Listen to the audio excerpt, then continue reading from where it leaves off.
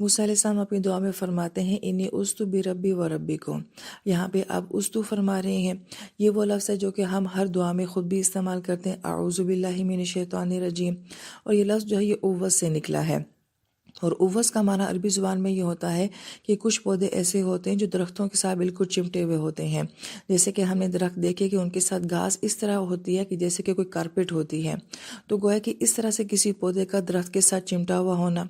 دوسرا معنی اس کا بیان کیا جاتا ہے کہ گوشت کا ہڈی کے ساتھ چمٹا ہوا ہونا، کہ آپ جب اس کو نوچتے ہیں دانتوں کے ذریعے، ہاتھوں کے ذریعے، تو آخر تک جو ہے وہ گوشت ہڈی کے ساتھ چمٹا ہی رہتا ہے اور بڑی مشکل سے جو ہے وہ اس کے ساتھ جدا ہوتا ہے۔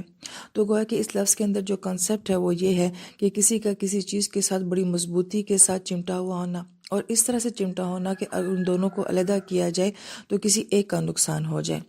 تو یہ لفظ بہت خوبصورت ہے۔ ہم اپنی دعا میں بھی اعوذ باللہ کہتے ہیں کہ اللہ میں آپ کے دامن کے ساتھ چمٹا ہوا ہوں، میں آپ کے ساتھ چمٹا ہوا ہوں، ہر شر سے، ہر شیطان سے، اس کے مکر و فریب سے۔ اور یہاں پہ آپ نے جو یہ لفظ استعمال کیا ہے وہ استو، یعنی کہ ماضی کے صیغے میں آپ نے اس کو استعمال کیا ہے کہ مالک میں تو ہمیشہ سے ہی آپ کے ساتھ چمٹا رہا ہوں، میرا بچپن، میری زندگی کا ہر دور، ہر حصہ ایسا رہا ہے کہ گویا کہ میں آپ کے دامن کے ساتھ چمٹا رہا ہوں، اور آپ نے مجھے پناہ دی ہے۔ جیسے کہ ہم نے کہا کہ آپ کا خلاف معمول بچ جانا، محل میں آنا، یہاں پہ پلنا بڑھنا، اور پھر آپ کے ہاتھوں سے قتل کا ہو جانا، پھر مصر سے واپس آ کے آپ کے محل میں آپ کے سامنے کھڑے ہو کے جو ہے فرعون کو دعوت دینا، یہ سب کچھ کرنا، اور پھر جب کہ پوری ملک کی آرمی آپ کے خلاف ہے، ساری سچویشن آپ کے خلاف ہے، اس کے باوجود بھی جو ہے آپ کا بال بھی بیکا نہیں ہوتا ہے، تو یہ کس کی وجہ سے؟ استو، اس لیے کہ ربی میں نے آپ کی پناہ لی ہوئی ہے، میں آپ کے دامن کے ساتھ چمٹا ہوا ہوں۔ پھر موسیٰ علیہ السلام فرماتے ہیں کہ یہ پناہ میں کس کے لیے آپ سے مانگ رہا ہوں؟ من کل متکبرین، ہر متکبر سے۔ تو مفسر کرام فرماتے ہیں کہ فرعون کا نام نہیں لیا، اس کی ایک وجہ تو یہ ہے کہ شاید اس کو بہت ہی غیر اہم سمجھا ہے، کہ نام بھی نہیں لیا ہے، کہ اتنا بڑا دشمن ہے، اس کے پاس اتنی بڑی پاور ہے، لیکن آپ کے اوپر اس کا کسی قسم کا کوئی خوف اور کوئی روب نہیں ہے، آپ نے نام لینا اور اس کو مینشن کرنا مناسب نہیں سمجھا۔ ایک مفسرین کی جماعت یہ فرماتی ہے